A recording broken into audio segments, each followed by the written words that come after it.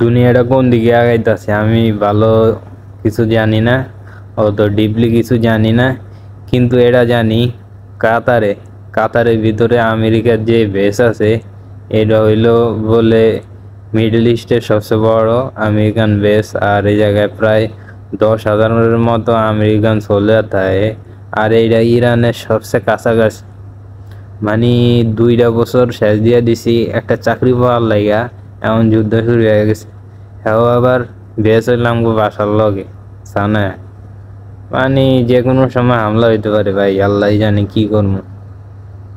সবচেয়ে দুঃখটা হইতাছে এত কষ্ট করে চাকরি পাইছি, এখন যদি মিসাল পইরা মরে যাই, কষ্ট পুরা পানি, 2টা বছর পুরা ডাইল হয়ে যাব। আসসালামু আলাইকুম, আমি জাহিদ হাসান চৌধুরী বর্তমানে বাস করি এবং কাজ করি শেখদের দেশ কাতারে। কয়েক মাস আগে আমি ছিলাম অমনোযোগী, কাজ না জানা ডি গ্রেডের একজন স্টুডেন্ট, তাই কাতারে চলে আসলাম। আর কাতারে এসে পদে পদে যেসব সরিষা ফুলের ক্ষেত দেখতাছি এগুলো শেয়ার করার জন্যই মূলত আমার এই চ্যানেলটা খোলা। চ্যানেলটা সাবস্ক্রাইব করে আমার পাশেই থাকবেন।